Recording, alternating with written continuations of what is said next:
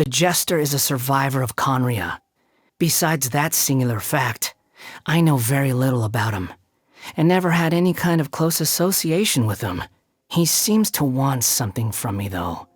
In the past, he assigned to me many important tasks, including a number of trips to the Abyss. He was the first ever Fatui Harbinger, and today he's our leader. He only appears on important occasions. As for his accomplishments, to be honest, I don't really care. I owe my loyalty and devotion to the Tsaritsa, no one else.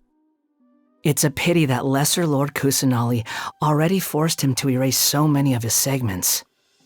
The joy I would have derived from slicing them apart, one by one. I heard that he took segments of himself at different ages, made prostheses out of them, and assigned different tasks to each one. I know, all my comrades are a little weird. Well, come to think of it, if I met another version of myself, we'd have to fight then and there to decide which one of us gets to survive. I was once taken to someone they call the Doctor for treatment for my Elazar. Well, actually, treatment is the wrong word. It was more experimentation. After so long in that place, I couldn't help but start to wonder, what have I done wrong to deserve this? Why won't anyone come to rescue me? Gradually, I went from hating just the Fatui to hating everyone in the world. Thinking about it now, it was quite childish. Let me ask. What should you do if you were to encounter a damsel who is oblivious and innocent at any given time, and unconcerned and unfeeling in any given situation? If it were me, I could at least challenge her to a fight. But if it were you, with your conscience, I would stay away from her. The Fatui Harbingers are ranked by strength, and I have no idea why that girl is number 3. I'd test my skills with every Harbinger who ranks above me if I had the chance. But when it comes to her, something just doesn't feel right. Anyway, you should be careful around her. I don't know what his motivations could be, but he seems genuine about wanting to help me. He treats me just like family. Oh, and speaking of family, Tonya and Tusser are always telling me about the pastries and other gifts he brings them when they write. So while I've been away from Snezhnaya, he's kept his promise to take care of my family. Only someone as dense as Childe would think the Rooster's looking after him and his family out of the goodness of his heart. Although the mayor has indeed done a number of things for their benefit, anyone with a brain would be able to tell that the underlying meaning is, your entire family is in my hands. She has a terrible personality and cares for nothing outside of her own research. But even with that amount of dedication, she still produced a copious amount of garbage and could only secure a ranking that's still one whole place beneath my own. How pitiful. She always seems engrossed in her research. I wonder if those machines have anything to do with her. Anyway, I've only met her a few times, but every time she looked like she wanted to murder me. I have no idea what I possibly could have done to annoy her, though.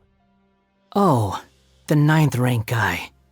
He's obsessed with the idea of fair exchange, to the point of wanting to overthrow the natural imbalance between gods and humans. But I guess it's just how ordinary mortals are like. It's easy for them to come up with pointless delusions.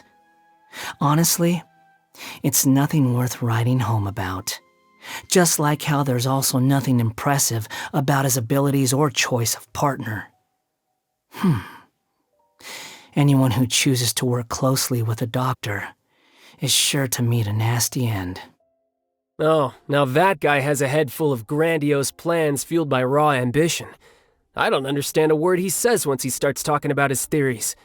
But as long as he keeps our cash reserves stocked up, I'm not complaining. He's simple of mind and not that strong of body.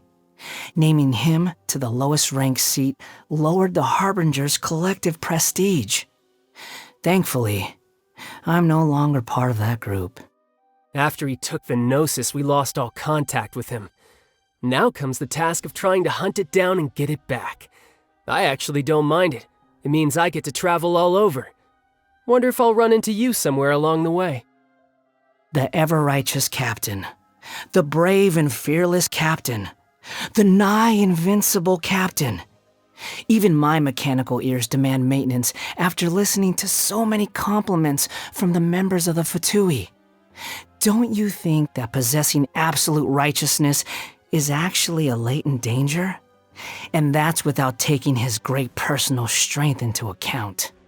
I've seen him in battle before, and oh, what a sight it was. Perhaps I'm ranked too low for him to notice me right now. Well, he may not recognize my strengths yet, but one day, I'll show him what I'm made of. A wolf in sheep's clothing. To exert a higher level of control over people, she puts on a graceful and cordial front. Most of those who have seen her true crazy self have gone poof. Look, I've got nothing against people who have their own agendas. I myself joined the Fatui to get more experience in combat. But I don't like her at all. If she stood to benefit from betraying others, she'd turn against the Tsaritsa in a heartbeat. There isn't a sane bone in her body. Nothing remained in her ashes. I have no interest in those who have lost their future. I never got along with her, you know that. I guess there's not much more worth saying about her at this point. When you're a Harbinger, you have to accept that death could come at any time. But don't worry about me. No matter what happens, I'll do whatever it takes to keep myself alive. Everyone praises her for her kindness and benevolence. But they forget that love is also a form of sin. What if she's just trying to compensate for something? Her Royal Highness, the Tsaritsa, is actually a gentle soul. Too gentle, in fact. And that's why she had to harden herself. Likewise, she declared war against the whole world only because she dreams of peace. And because she made an enemy of the world, I had the chance to become acquainted with you.